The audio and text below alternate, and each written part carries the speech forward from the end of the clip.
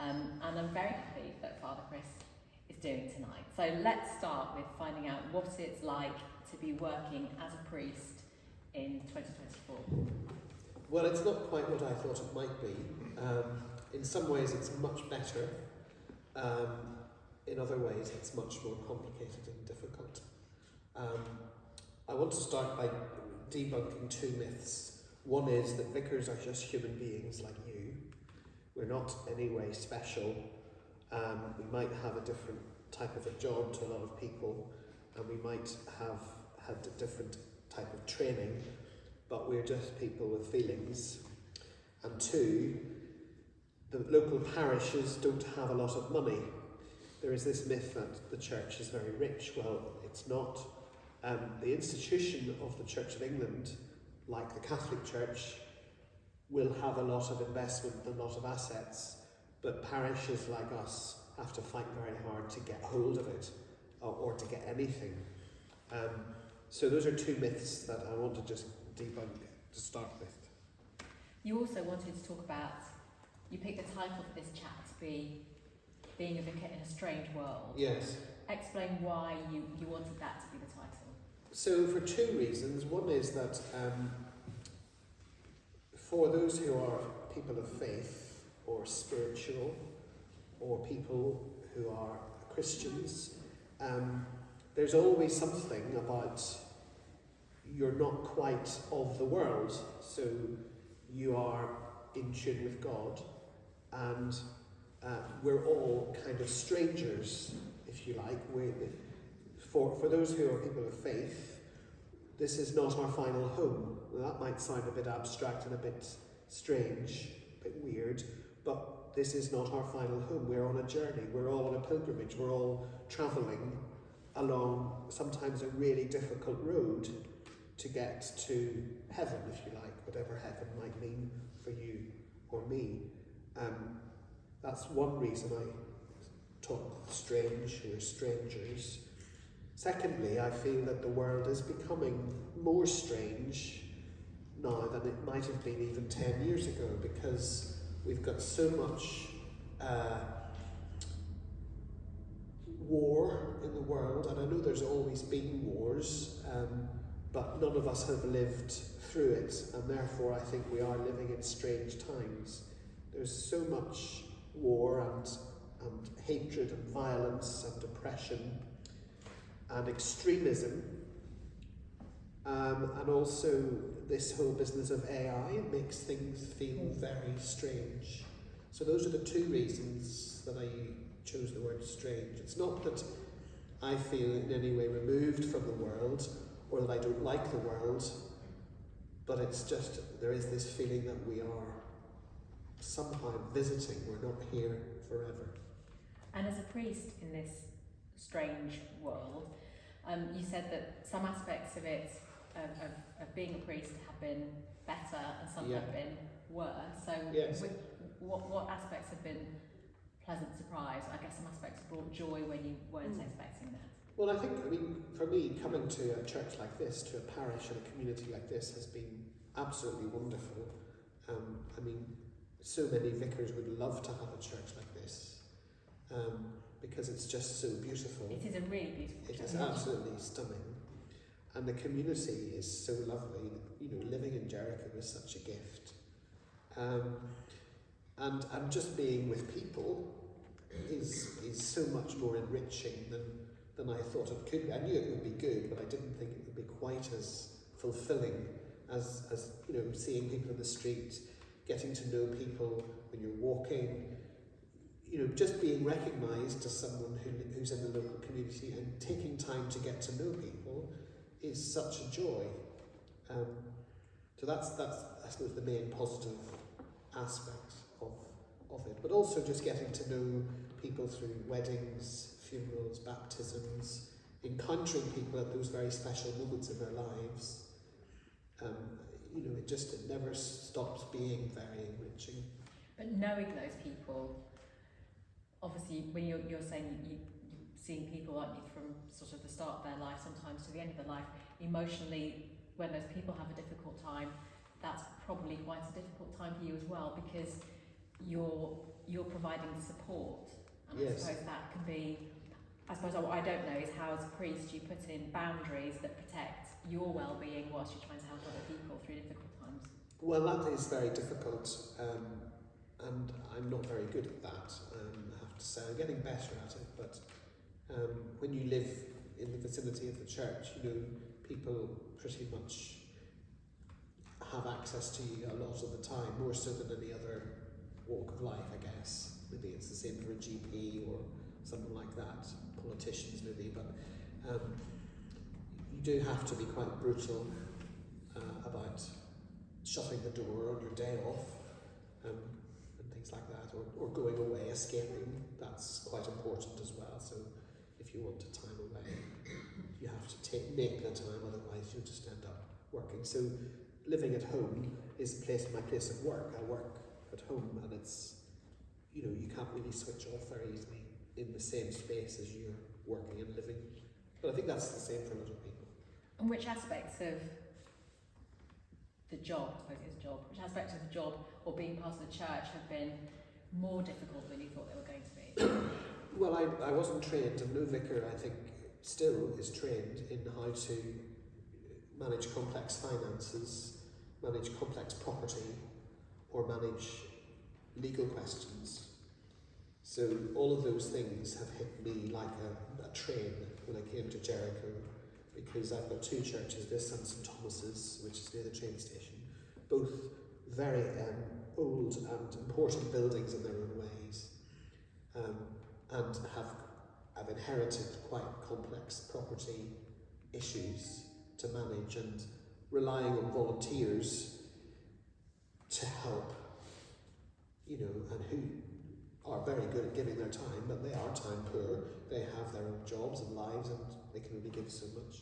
And then I'm making decisions, and I don't actually understand the stuff that I have to make a decision about, and that can be quite stressful. Really stressful. And I suppose if you were in how does it compare to other parishes you've worked in? Because I suppose if you're in a parish where the building needs less maintenance, yes, and the parish perhaps is wealthier, then maybe you have more time to do the sort of work you thought you might be doing, which is the more kind of pastoral care yes, of the community. yes. I mean, my last parish was in East London, and it needed work as well, but it was much easier to manage because it wasn't as big or as historically important. Actually, in London there was much more, I suppose, because of the transience of the community, and it was so busy that there were lots of people coming who could volunteer for a short period of time.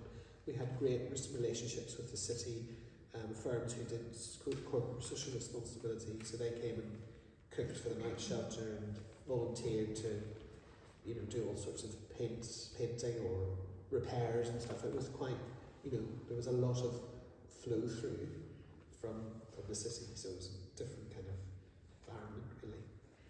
How much support do you get from higher up in the church for the sort of the business aspects of running the parish? Because I suppose it's like the church. I suppose the church is like any other big organisation, isn't it? There is a hierarchy, and you don't have you're not sitting opposite a manager every day like I was at work. No. But it's similar structure, isn't it? There is someone who's your boss. Yes, and so there is an archdeacon, which is this kind of a priest who's an official, who's responsible for making sure that things function properly, and then above him there's the bishop, who's supposedly your spiritual father, if you like. But these days bishops are so kind of caught up in management and strategy and vision and the House of Lords that they don't really have time to spend understanding the complexities of parish life. That seems such a strange concept that the bishop, who's the figure of the bishop, is so iconic in the Church of England and in the Catholic Church. It seems quite hard to get my head around that person is effectively just involved in senior management and strategy. Yeah. I think it's just a culture change which has happened over the last 10 or 15 years, through no fault of the individual bishops. I've nothing. My bishop is really lovely. He's Bishop of Oxford. He's really lovely. He just doesn't have the time to understand or give to each parish, because then he would never have any time to do other things that he's supposed to do. So these sound like they're objectives set from high up, down chain. Yes. I think the institution, like so many organisations, public organisations, is struggling to cope, and I think the ones on the ground are suffering. So, you have to develop a local resilience, to use that awful word. You have to develop a coping mechanism to be able to do your work properly. Because I felt in the BBC, and there will be parallels between the Church of England and the BBC in terms of how big it is and that it serves an audience. But I felt very much, from my perspective, that people on the ground were not really listened to. The message was, talk to us about things and challenge decisions that you don't think are right. But when you did, either your life was made quite difficult, or you were just ignored. It was very rare those actions were acted on. Yes. So how is it in the church? If you feed back, actually, I'm struggling to cope, what level of support is there for you? I think you will be listened to. You will be heard, but there's very little that anybody can do.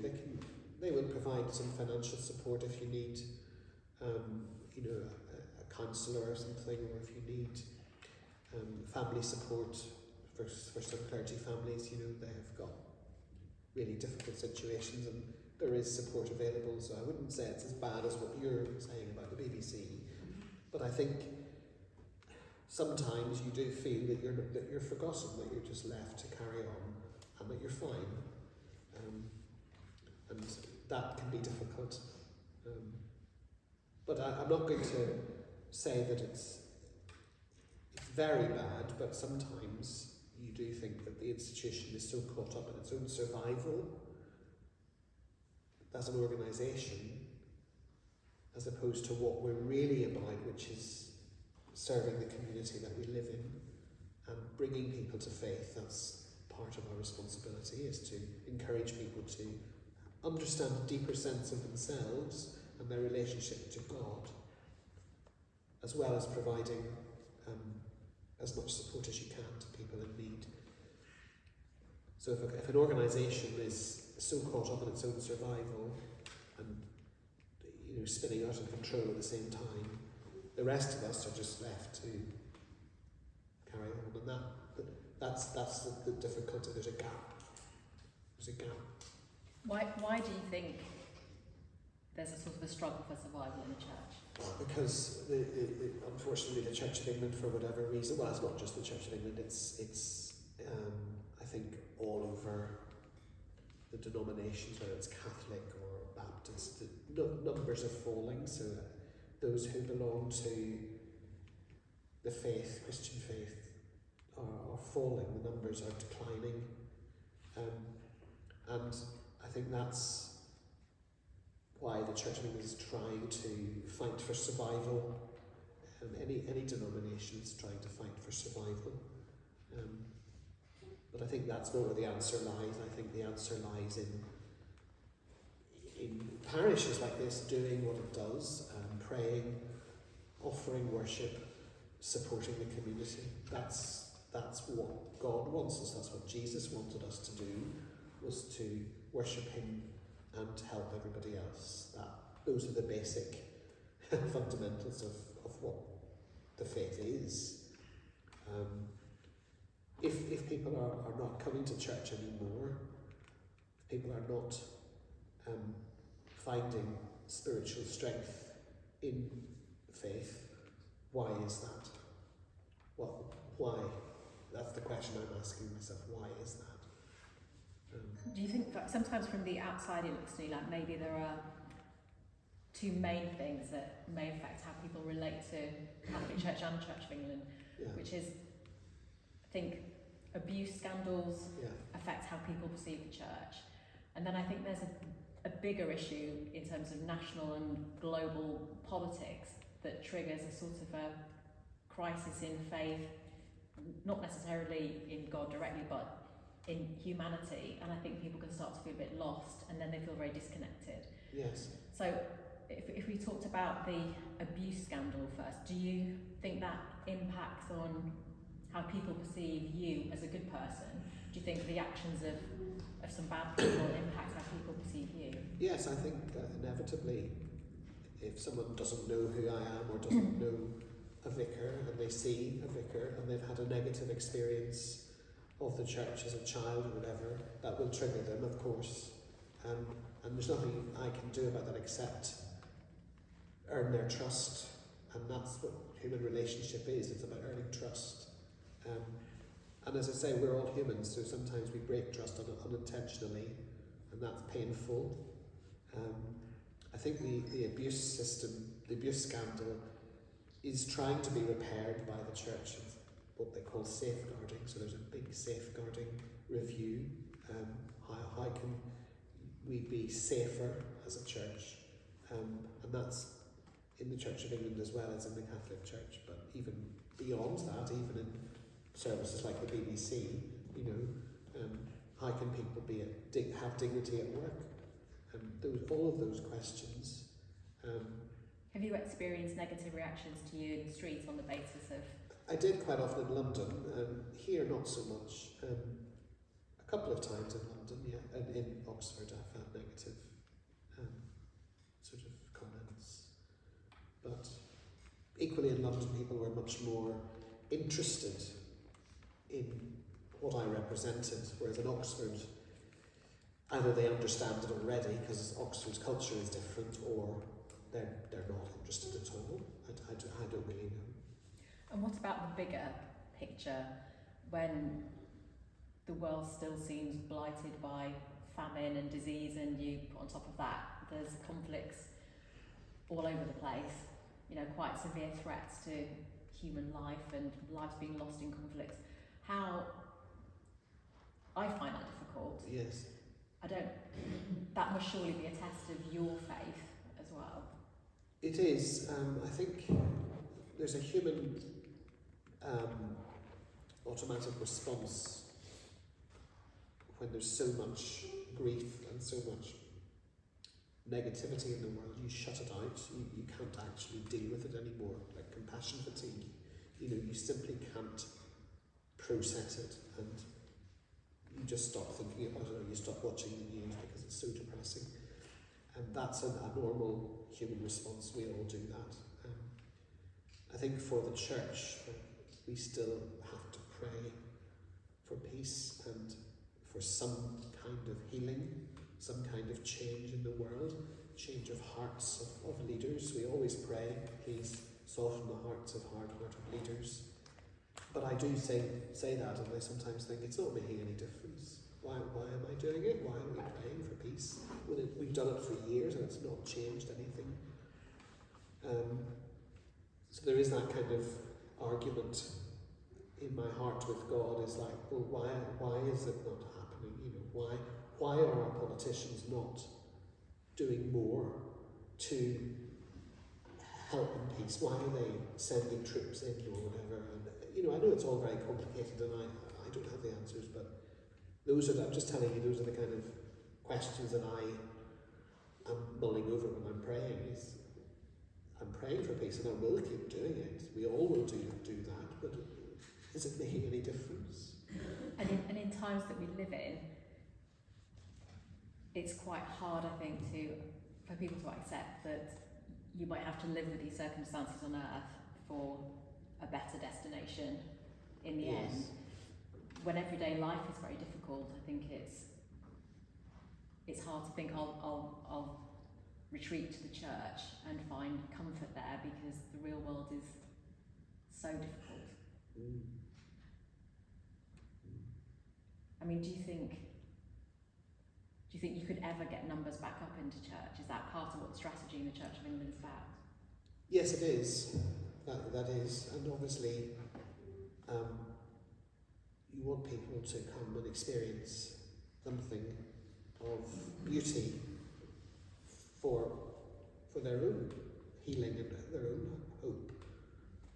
That's why this church was built. It was to bring hope and life and colour to an otherwise very difficult existence at that time when Jericho was not as pleasant as it is today. But ultimately, my role, or I don't see my role as simply to bring numbers to church. My role is I look myself much more outside as well as inside. So I want to take God's love outside and give it to people there where they're at, not say coerce people in. And that's the tension of an institution trying to survive, as opposed to people understanding that God loves them. So God doesn't just love you if you come to church, God loves you wherever you are. But at the same time, the church needs people to come in to survive and to flourish. So there is a big tension.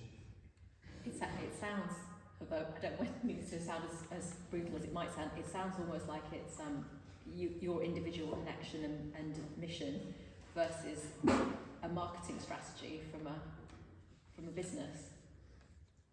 Yeah, I'm happy to follow a marketing strategy. That's okay. It just sometimes it's not the only answer. It can't be. So why did you want to become a priest? And how old were you when you realised you wanted to be ordained? Well, I remember at school, one of my teachers saying to me, you would be a very good vicar. And I thought, well, that's not surprising to hear that, because I thought of imagined myself in that role. And I think I was quite young when I lost some grandparents, and for some reason, I don't quite understand why, thought, oh, I can do that job, when I was 10 or 11 at the time. And that's sort of the start of it. That seed was planted for whatever reason. So it started then. And, I went to university and I studied something other than theology. I didn't, I enjoyed my student life. But then the sort of vocation came back again, and then I went to vicar school, as they call it. Because you grew up in Northern Ireland. I did, yes. I mean, the politics of today, nothing to do with the job you do today. But I just wonder how much growing up in Northern Ireland, in the Troubles, you're in a Protestant household, how much that informed your decision to do what you do now. How much seeing Northern Ireland in those days helped develop your empathy, seeing people in difficult situations, because obviously empathy is such a huge part of your personality. Yeah.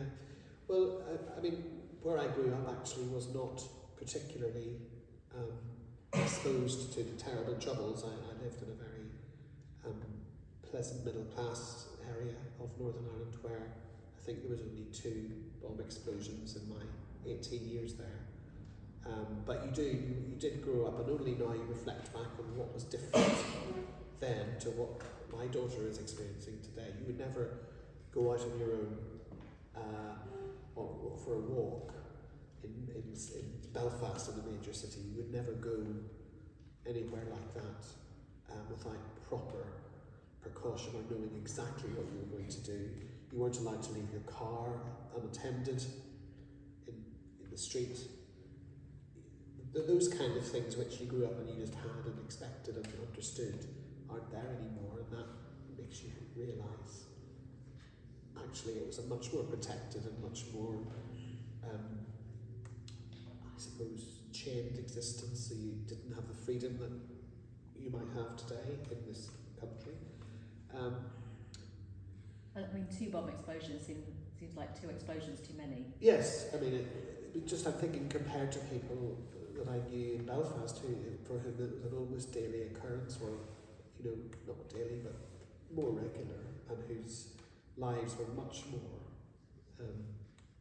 strained than mine was. But whenever people realise that I'm Irish or Northern Irish, and was Protestant, they wonder why on earth I'm here, which is one of the most high churches in the Church of England. And I always joke that I'm rebelling against my Protestant upbringing. That's my joke answer. Well, I think it's actually not a joke. I think there is something of this which was very alien, and I never experienced anything like this growing up. And so when you don't experience something, it becomes more exotic. And so experiencing this is almost sometimes still like I'm doing something really naughty, because my parents would never have ever accepted this. So explain that to me, because I was born in as a Catholic. I went to a convent with some very scary nuns. So explain. So I don't know why this would be so different to a Protestant lifestyle. Well, it's just things like anything to do with vestments or incense or candles or anything that smacked of Roman Catholicism was a no-no, because it was alien, it was different, it was them and us, it was that kind of, it was nobody's fault, it was just the political and cultural system that they just didn't come together. So there was a sort of avoidance of anything Roman Catholic. And so what did your parents say when you announced this is what you wanted to do? They were, I think, initially a bit shocked, but eventually they realised that, yes, that was not unexpected, and they've always been very supportive. Lots have changed. I was looking back when women were first ordained. Yes. It's actually, I think it's 30 years this month, almost to the day, since the first women were ordained. Yeah. Which feels like sort of forever ago and almost no time at all has passed. Yes. Does it still feel like a new thing in the church to have women as priests and vicars? Yes, I think it is, and I think it's a complicated idea for a lot of people. I think there are all sorts of very important and genuinely held theologies about priests and bishops only being men, and I accept those and I value those and I respect them. I personally am in favour of women. What I think is important in a church like this, which has had a history of accepting men as bishops and priests, but we a year ago moved towards accepting women, but not everybody accepts that. And my real passion is to make sure that people of both beliefs can flourish and can join together. It's not an easy task, but I think we have the generosity here to allow that to happen. And I suppose the bottom line is, without women being ordained, falling numbers of priests is a big problem, isn't it? I mean, yes, I suppose I don't know what the statistic is. I think maybe, is it 45 or 50? Maybe it's even 51% of clergy in the Church of England today are women, I think. Oh, so it sort of reflects national population. I think so. Demographics. I need to check that, but it is a high percentage.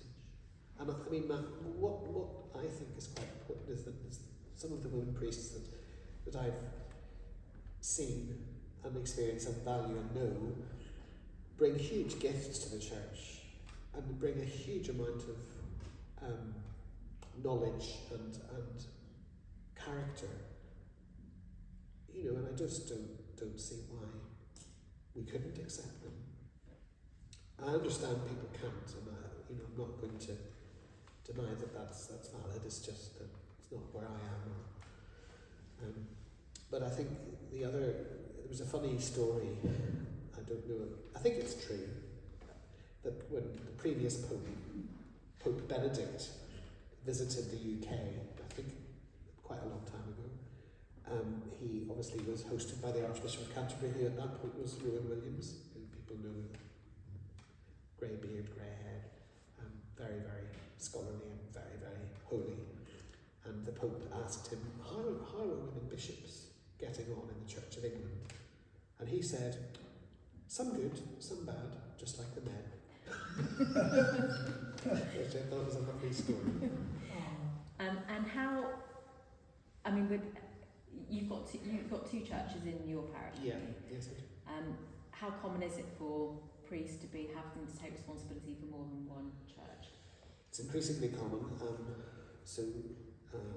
More and more vicars, especially in more rural areas, could have 6 or 7 churches. 6 or 7 churches?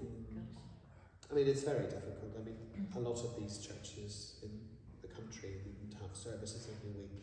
They might have once a month, or they might be lucky and have a team of clergy and lay ministers who can help. And you've been here since 2019? Yes.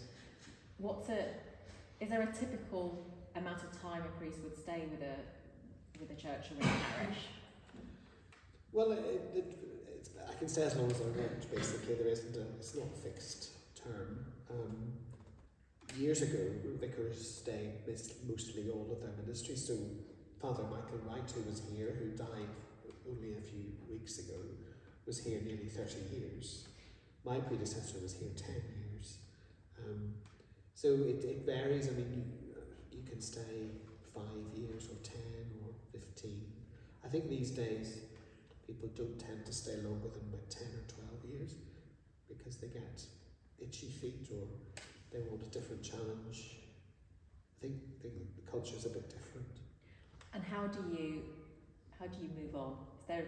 Is there church vacancies? Yes. Or do you go, oh, there's a parish I went to once and I really liked it, I'd like to put my name down for that? No. You have to wait until... So there's a publication called the Church Times which advertises vacancies for vicars, and you apply and you get interviewed just like any other job. And there's a website, so you just apply, send in your application form and your CV, and it's a competitive interview. Wow, so what are the interviews like? They're quite taxing. Is it like a BBC interview where they give an example of a time when you've handled conflicts? Yeah. Can you give an example of a time when?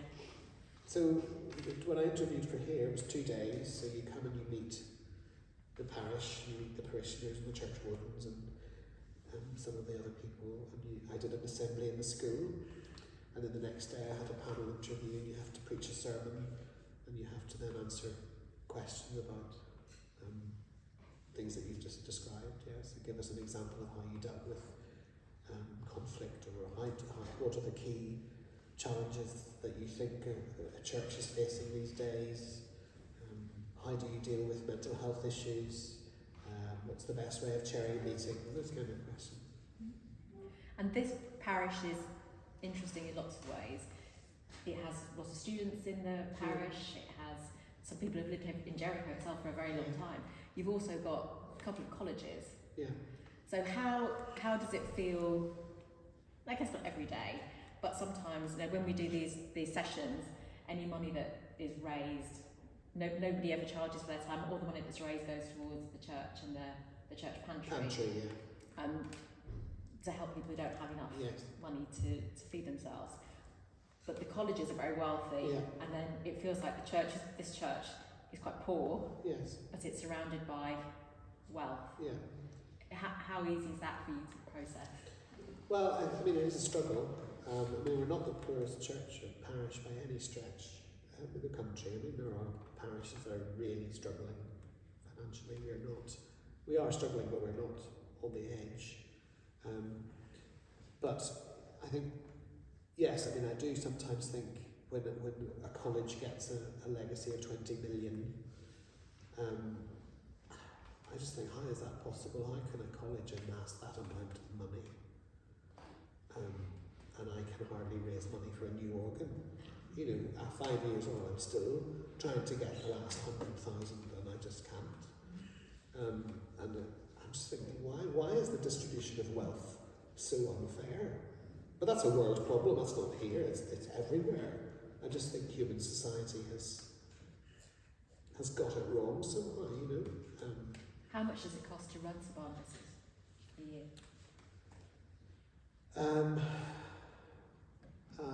I think a year, probably about 100,000 a year, I'd say. So 100,000 to run it. You need 100,000 to get a new organ. Yeah, plus all the other things that we have to think about like the heating bills and the, you know, the roof that's leaking and, you know, the paint that's cracking and all those things. And have the colleges ever offered? They used to. Colleges used to be very, very generous. I can't remember who I was talking to. Oh yes, it was a parishioner who I visit.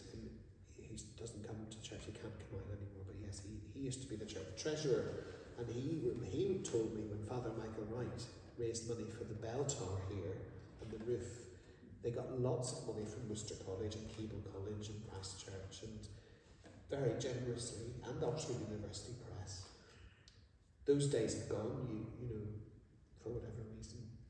Do you think those days have gone because it's a loss of connection between the colleges and the church, or do you think the college's priorities have changed, and although what sounds like an enormous amount of money on paper for a college is actually doesn't go that far? I think probably college priorities have changed, and I suppose, to be fair to colleges, you know, if I had a college master or president here, they would say to me, well, we have got more money to spend on resources and education and formation of our students than we used to have. You know, they have to build new libraries, our buildings are falling down too, we have to build new student accommodation of the increased numbers of students that want to come. We have to keep our grounds running as well. So yeah, I mean, I think that's the argument, I guess, I would be given. So for you being here, the highlights are the people, yes, and the frustrations are the money and the business, yeah, the business side of it. yes. So what about on telly? Let's go make it lighter. Yes. No. What about on telly? Because lots of people's ideas of what a priest is or a vicar is based on TV. At one end of it, that could be when you see a royal wedding and it looks very elaborate and wealthy and slightly cold, and the other end is the fictional vicars and priests on telly, like Father Ted and Rochester and Vicar of Dibley. Yes. We have had, if you didn't come, we did have Paul Mayhew Archer here, who Yes. co-wrote the Vicar of Dibley, who did tell quite a smutty nun joke at the end. Oh,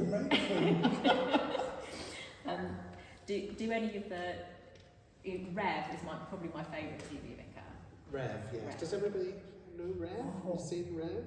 No. No.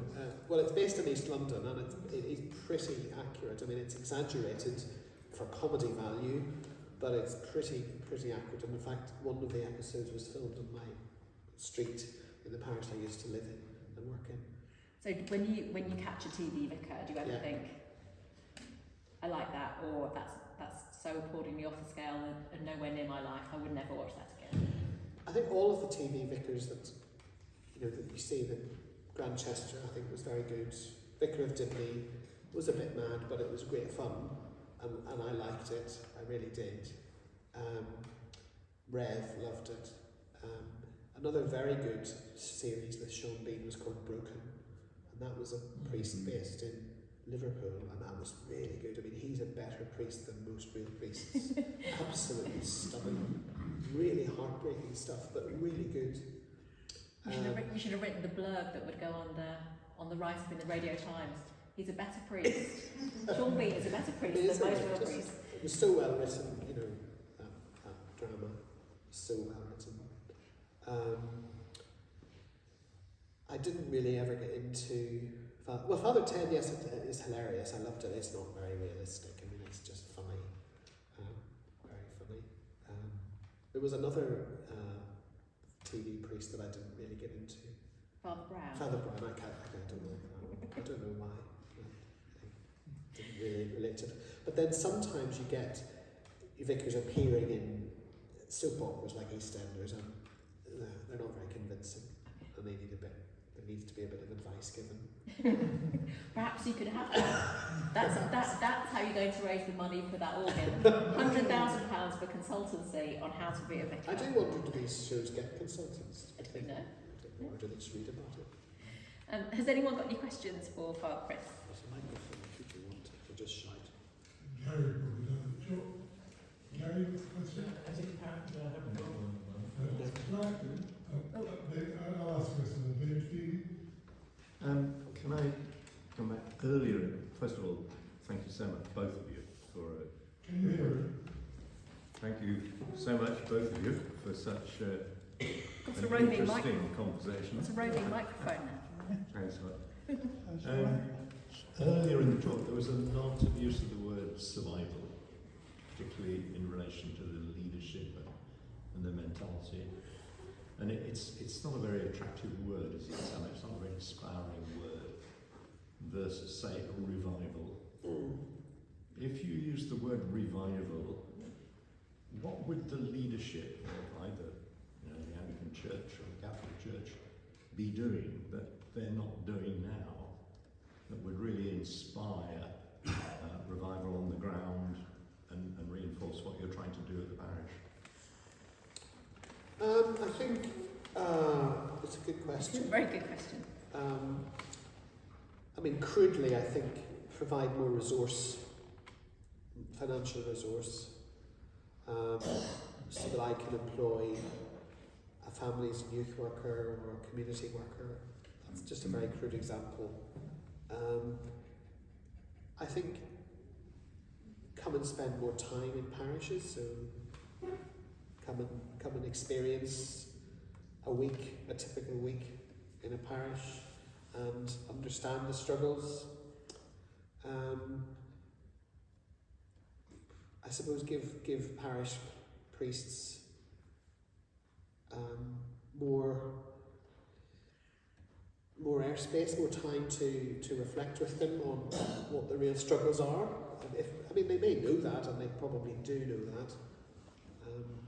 But I think in terms of revival, which I said is a national problem with falling numbers, I don't think any institution or any individual or any group of people can do a lot on their own. I think that's a much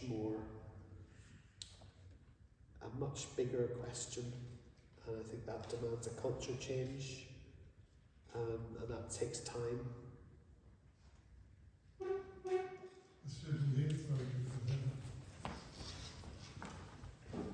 Thanks for the very thoughtful remarks and sensitive interviewing.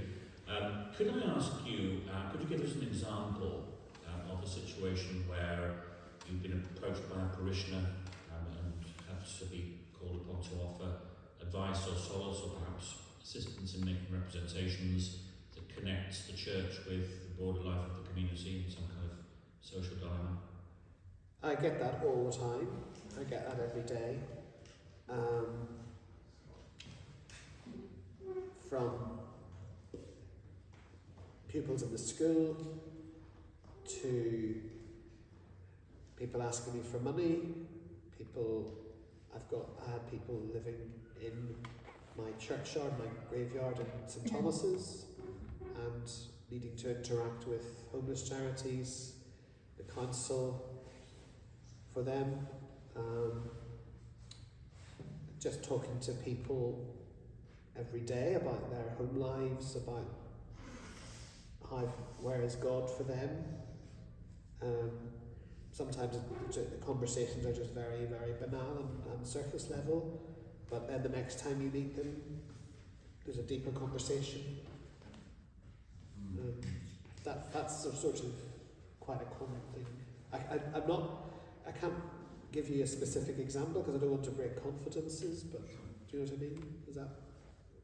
Is there anything more specific that I can? Oh, I mean, just with the homeless people. I mean, if the council or the homeless charity hear from you as the vicar, do they kind of sit up and take notice? Do you attain traction? So, going somewhere? the difficulty is that, so for example, if you've got a family or a couple or a person living in a tent in your churchyard, they're effectively trespassing on private land. And it is up to me or the parish council to decide what to do. And I'm giving you this as it is a real issue. So I don't know how well you know St Thomas's End, but there are apartments beside the churchyard, and the council and police had received a complaint from an anonymous individual in that apartment block, saying that they were making noise during the night, drinking, having drugs and things like that, which is, I'm sure is true. And when the council then receive that complaint, they say to me, what are you doing about this problem? And my response is, well, I don't see them as a problem if they're not causing any damage to the churchyard or the grave, they're not causing the church any damage, they're not leaving rubbish, which they're not. So I don't see them as a problem. But they said, oh, but it's a public disorder and you are allowing trespassers on your land. And I'm like, well, I am a Christian organisation and I have to look after people. But then there's a gap. You see, the police and the council don't quite get that.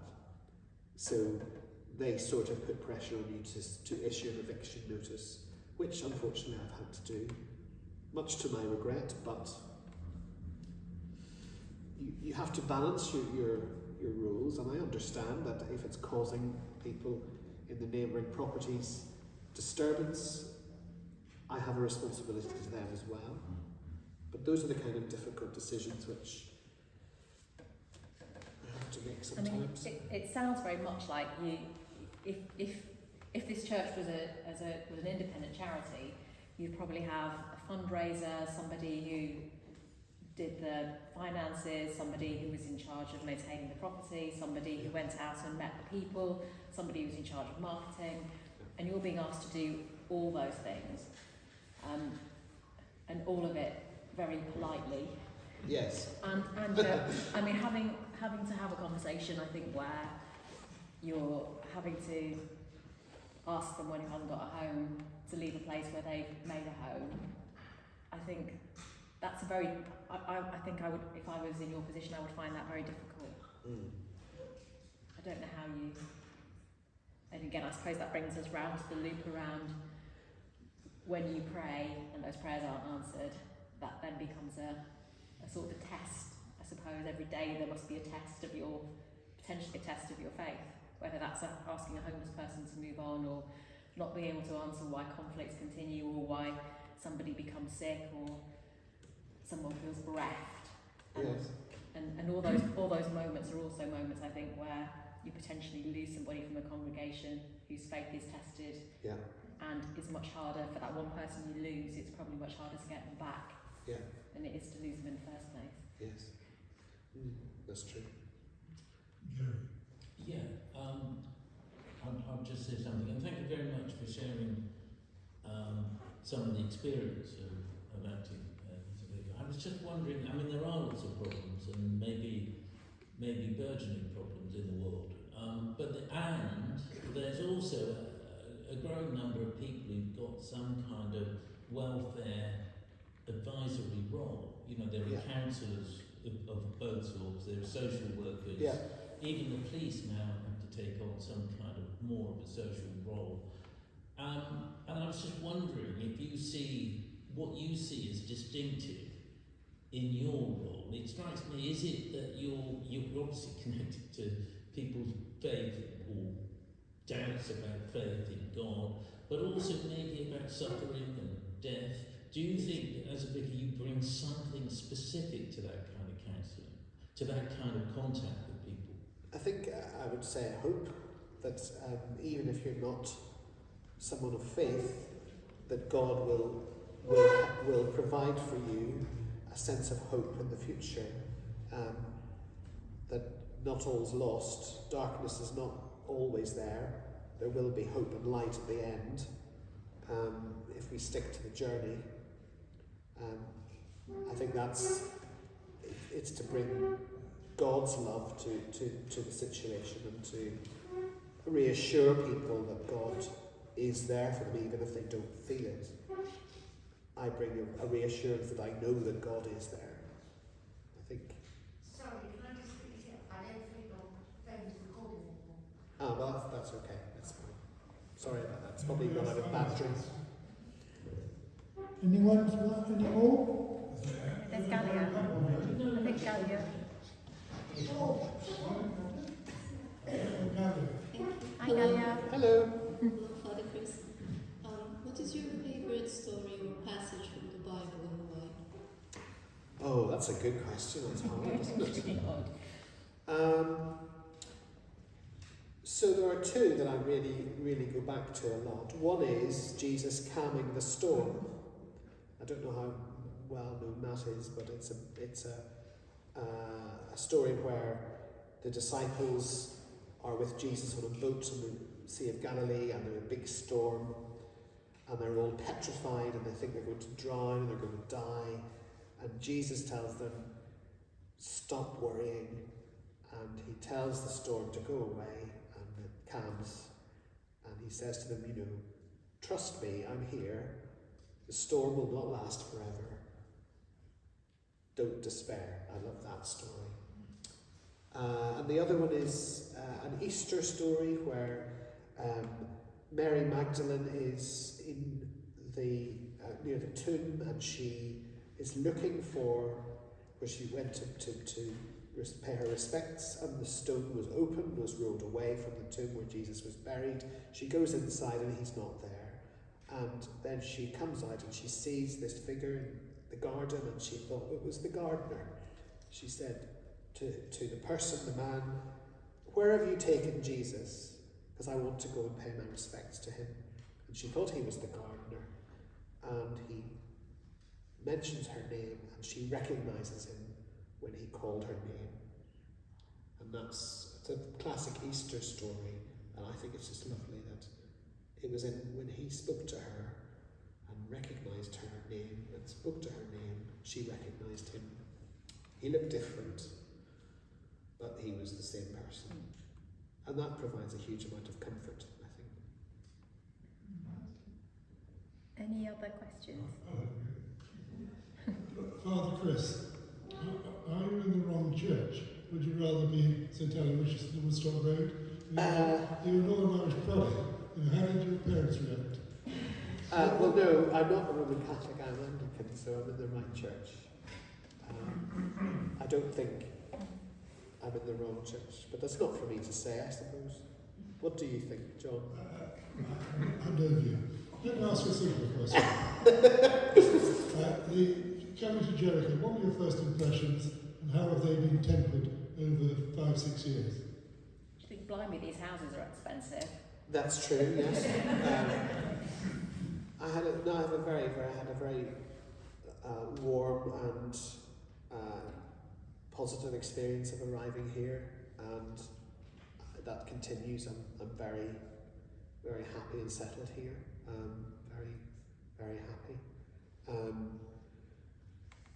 Apart from the cost of living, but everybody struggles with that. I think what I love about Jericho is the community feel. There is a very significant local feel. It doesn't feel as if you're in a big city. You feel as if you're in not like a village, but it's sort of a very close-knit community. But at the same time, there are lots of people coming for a short period. It's very transient. I didn't quite expect it to be so transient and so many kind of people renting for short periods, and that does bring challenge as well, because community then changes.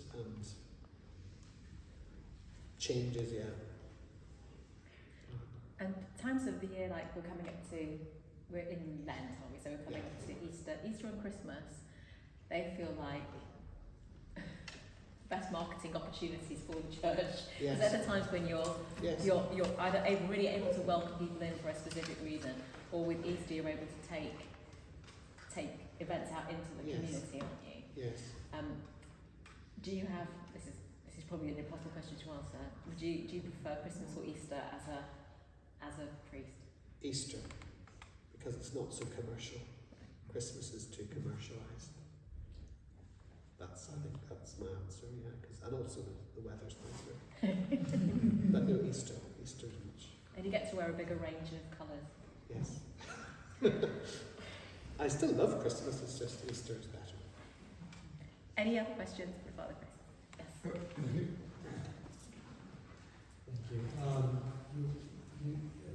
Beginning, you were talking about why you sort of see the world as being in a troubled state, possibly becoming even more troubled, and you mentioned artificial intelligence in particular. And I'm just wondering if you're saying that your own sort of personal viewpoint, or is there a pastoral dimension to that? Or is that sort of, do you see that as a particular spiritual issue? As a vicar? AI? Yes. Yes. I think it is, yes, because I think for all sorts of reasons, well, like everything, it can have its benefits and the issues, but I think it diminishes the value of people because you rely on a computer or something that's not a person to give information you're trusting is correct or right. And then it's doing work for people where then people are not actually able to work because they've been replaced by artificial people. I think that presents, I think, challenges for the value of humanity. Yeah. Anybody else? Well, on your, I realise, provocative question about St Aloysius, why on earth would Father Christopher want to go there? But apart from that, what an enormous conjunction of felicities, that the friendliness you brought to this church and the way it is placed. I was brought up in the Presbyterian tradition, which may be something similar to yours. Yes. And I was blown over by the Christmas service here. Oh, The good. majesty of it was quite wonderful. So if you can get somewhere near without the things one doesn't want, it's ideal. So thanks for all you've done. Thank And you. thanks to John, by the way, for all he does. So should we end it there? A 5-star review for Indeed. For John.